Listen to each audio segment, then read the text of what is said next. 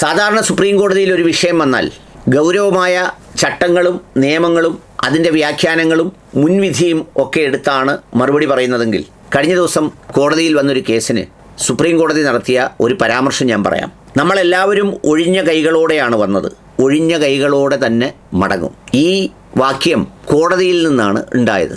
ഒഴിഞ്ഞ കൈകളോടെ ഭൂമിയിലേക്ക് വരുന്നു, ഒഴിഞ്ഞ കൈകളോടെ മടങ്ങുന്നു. ഗീതയിലോ മറ്റോ ഉള്ള ഒരു വാചകം അത്തരമൊരു സംഗതി, അതായത് ഈ ഭൂമിയിൽ നിങ്ങൾ അനുഭവിക്കുന്നതെല്ലാം നിങ്ങൾ സൃഷ്ടിച്ചതാണോ, ഇത് ഇന്നലെ ആരുടേതോ ആയിരുന്നു, നാളെ ആരുടേതോ ആയിരിക്കും എന്ന് പറയുന്നൊരു സംഗതി ഞാൻ വായിച്ചിട്ടുണ്ട്. വിശുദ്ധ ഖുർആനിൽ ഇത് ആവർത്തിച്ച് പലയിടങ്ങളിലും പറയുന്നുണ്ട്. നിങ്ങളെ മണ്ണിൽ നിന്ന് സൃഷ്ടിച്ചു, നിങ്ങൾ മണ്ണിലേക്ക് നിങ്ങളെ നാം മടക്കുന്നു. മരണം എല്ലാവരും രുചിക്കുക തന്നെ ചെയ്യും. ഈ ഭൂമിയിൽ നിന്നൊന്നും കൊണ്ടുപോകാതെ നന്മ മാത്രമായി ബാക്കിയെല്ലാം അവശേഷിച്ചു മടങ്ങും. ബൈബിളിലും ഉണ്ടാവും സമാനമായ വാചകങ്ങൾ.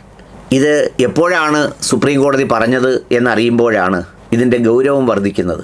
അതായത് ഏതാണ്ട് 45,000 മുതൽ 60,000 കോടി രൂപ വരെയുള്ള ആസ്തിയുള്ള ഒരു സമ്പന്നൻ മരണപ്പെട്ടു. കരിഷ്മ കപൂറിൻ്റെ മുൻ ഭർത്താവായ സഞ്ജയ് കപൂറാണ് മരണപ്പെട്ടത്. ഈ സഞ്ജയ് കപൂർ പഴയ വാഹന നിർമ്മാണ മേഖലയിലെ ഒരു ആഗോള കമ്പനിയായ സോന കോംസ്റ്റാർ എന്ന് പറയുന്ന കമ്പനിയുടെ ഉടമയായിരുന്നു, വലിയ വ്യവസായിയായിരുന്നു. അദ്ദേഹം സുരീന്ദർ കപൂർ എന്ന് പറയുന്ന ഒരാളിൻ്റെ മകനായിരുന്നു. അദ്ദേഹം മരണപ്പെടുന്നത് 2025 ജൂണിലാണ്. ഈ മരണപ്പെടുന്നതിലുമുണ്ട് ചിന്തിക്കാനൊരു സംഗതി.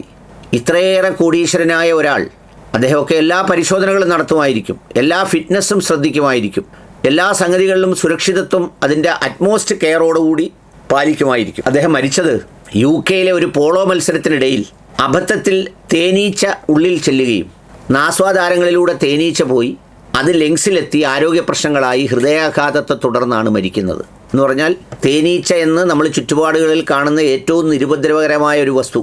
അദ്ദേഹം സമ്പാദിച്ച സമ്പാദ്യമോ സ്ഥാനമോ മറ്റുള്ളവയോ നോക്കുമ്പോൾ തേനീച്ച എത്രയോ ചെറുതാണ്. പക്ഷേ ആ വലിയ മനുഷ്യന് മരിക്കുന്നതിന് കാരണമായി തീർന്നത് തേനീച്ചയാണ്. അദ്ദേഹം മരണപ്പെട്ടതോടുകൂടിയാണ് ഈ തർക്കം തുടങ്ങിയത്. അദ്ദേഹത്തിൻ്റെ അമ്മ റാണി കപൂർ 80 വയസ്സുണ്ട്. മൂന്നാം ഭാര്യ പ്രിയ സച്ദേവ് കപൂർ, മുൻ ഭാര്യ കരീഷ്മ കപൂറിലെ മക്കൾ, ഇവരെല്ലാവരും കൂടി ചേർന്നാണ് സ്വത്ത് തർക്കം ആരംഭിച്ചത്. RK ഫാമിലി ട്രസ്റ്റ് വ്യാജരേഖകൾ ഉണ്ടാക്കി തൻ്റെ സ്വത്തുക്കൾ മുഴുവൻ പിടിച്ചെടുത്തതാണെന്ന് പറഞ്ഞിട്ട് അമ്മ റാണി കപൂർ സുപ്രീം കോടതിയെ സമീപിച്ചു. ആ കേസ് സുപ്രീം കോടതിയിലെത്തിയപ്പോഴാണ് സുപ്രീം കോടതി ഈ വിധി പറഞ്ഞത്. എന്ന് വെച്ചാൽ ഈ 70,000 80,000 കോടി രൂപയുടെ സ്വത്തുക്കളിൽ നിങ്ങളെല്ലാവരും കൂടി അടിച്ചാൽ ഇത് നാടൻ ഭാഷയിൽ പറഞ്ഞാൽ കിയാമുന്നാളായും ഇത് അവസാനിക്കില്ല, ലോകാവസാനം വരെ ഇത് കേസായി തുടരുമെന്നും അതുകൊണ്ട് മാന്യമായി എല്ലാവർക്കും വീതിക്കാനുള്ളതുണ്ടല്ലോ. 50,000 കോടി 60,000 കോടി എന്നൊക്കെ പറഞ്ഞ് വീതിച്ചാൽ ഇപ്പം ജീവിച്ചിരിക്കുന്നവർക്കും അവരുടെ അടുത്ത തലമുറയ്ക്കും അതിൻ്റെ അടുത്ത തലമുറയ്ക്കും ജീവിക്കാനുള്ളത് ഈ വീതങ്ങളിൽ നിന്ന് കിട്ടും. അതുകൊണ്ട് വീതിച്ച് സമാധാനമായി അനുഭവിക്കാൻ നോക്ക്, അല്ലാതെ ഇതെല്ലാം കൂടി കടിച്ചു പറിച്ച് ഇതിൽ കിടന്ന് ജീവിതം അവസാനിപ്പിക്കേണ്ട എന്നാണ് സുപ്രീം കോടതി അഭിപ്രായപ്പെട്ടത്. എന്നിട്ട് അദ്ദേഹം DY ചന്ദ്രചൂഡിനെ ഒരു മധ്യസ്ഥനായി കോടതി തീരുമാനിക്കുകയും ചെയ്തു ഇതിലൊരു വ്യവസ്ഥയുണ്ടാക്കുന്നതിന്. നമ്മൾ വിചാരിക്കുന്നത് ഒത്തിരി സമ്പാദിക്കുന്നത് മക്കൾക്കും കുടുംബത്തിനും സമാധാനത്തിനും അല്ലെങ്കിൽ അത്തരം കാര്യത്തിനും വേണ്ടിയാണ് എന്ന് കരുതുന്നെങ്കിൽ സമ്പാദിക്കുന്നതിൽ തെറ്റൊന്നുമില്ല. പക്ഷേ ആ സമ്പാദിക്കുന്ന മുതൽ ഒന്ന് അത് ഹലാലായിരിക്കണം. ആരെങ്കിലും ചൂഷണം ചെയ്തോ പിടിച്ചു പറിച്ചോ ഒറ്റി കൊടുത്തോ ഒന്നും ഉള്ളതാകാൻ പാടില്ല. 2, അതിൻ്റെ ഈ അനുഭവിക്കേണ്ടി വരുന്ന അനന്തരാവകാശികൾക്ക് ആ സമ്പത്തിനെ സംബന്ധിച്ചുള്ള ഒരു മൂല്യബോധവും ചിന്തയും ഉണ്ടാകുന്നതിന് കാരണമാകണം. അതിനനുസരിച്ചുള്ള അല്പമെങ്കിലുമൊക്കെയുള്ള ആത്മീയാംശം അവരുടെ ഹൃദയത്തിലുണ്ടാകണം. ഇല്ലെങ്കിൽ ഈ പറഞ്ഞതുപോലെ തീരാതെ ചിലപ്പോൾ നൂറ്റാണ്ടുകളോളമായി കിടക്കുന്ന കേസുകൾ പോലുമുണ്ട്, അനുഭവിക്കാൻ ആരുമില്ലാതെ കാട് പിടിച്ച് കാട് കയറി കിടക്കുന്നത്.